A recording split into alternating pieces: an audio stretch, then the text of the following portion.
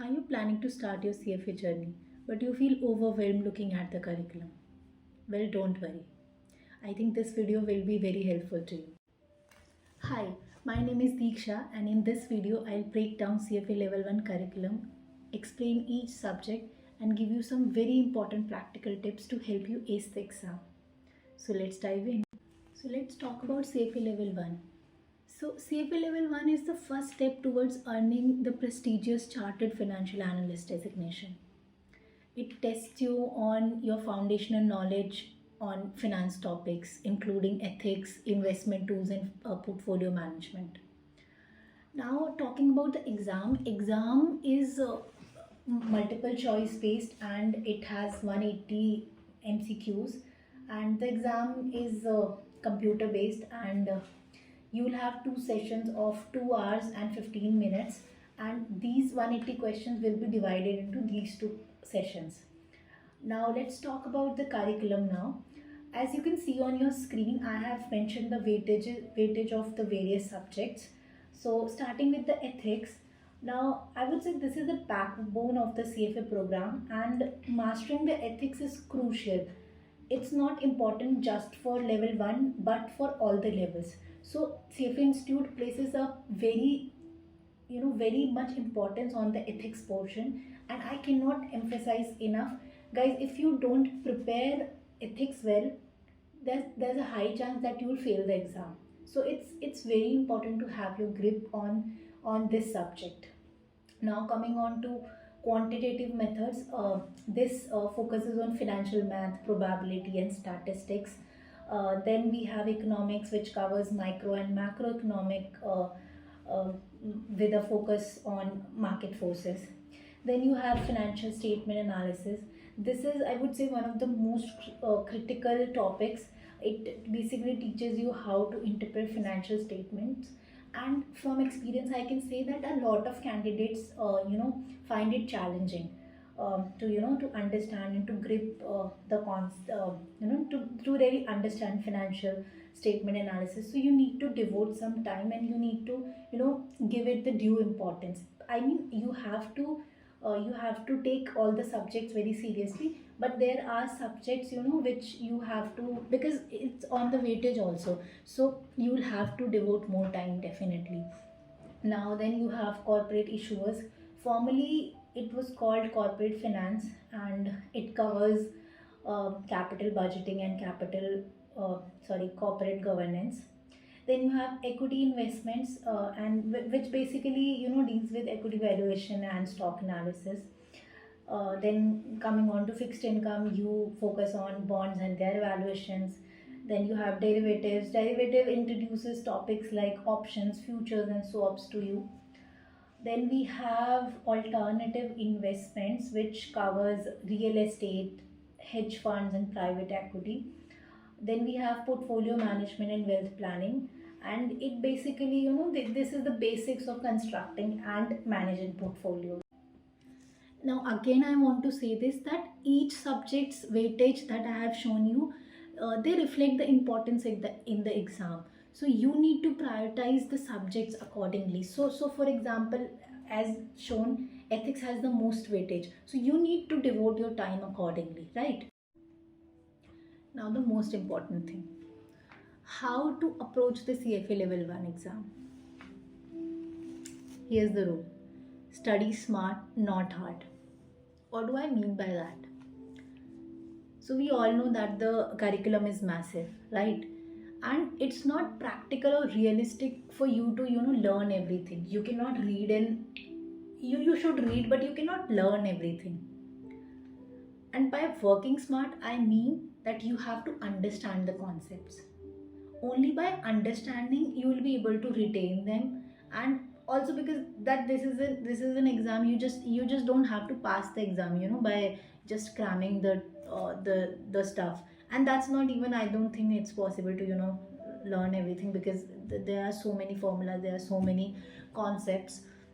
But also you need to understand everything, because you have to apply these things in your real life, right? This is a practical degree. You have to do things, you have to apply the concept, the formulas. And it's even fun.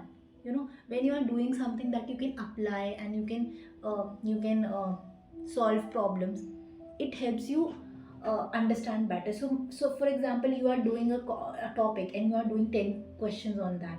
That will help you. It's better than memorizing. It will help you solidify concept in your mind. And I'll give you 4 tips on how to approach the exam. Number one is start early. It's very important that you start as early as possible. You need to devote 300 to 350 hours for this exam. And you I would say that you should divide your everything into weekly or daily goals. So for example, you have like 5 months left for your exam, so you should devote like 2 hours each day. uh, right. So I'm assuming that a lot of people are working professionals and they don't have that much free time. So I would suggest that you take out like 2 hours a day from your very busy day. And if you are a student and you have time, then you can read from the curriculum, right? And really solidify your concepts, and you can study for like 3 4 hours, and this will be very helpful, right? You shouldn't push things to the last minute. This is all I'm trying to say. Secondly, I think you should definitely follow the LOS, the learning outcome statements. They basically they tell you what you need to know, right? It's like the roadmap, that okay, these are the concepts, these are the LOSs that you need to know in order to clear the exam. Third thing is practice. Guys, practice is very important. Practice is the key. You should do all the practical problems. You should do questions from other prep providers if you want. And you should do at least 5 mocks, 5 full mocks before you appear for the exam. A lot of people make this mistake that they don't practice enough, and they like this can cost you an attempt.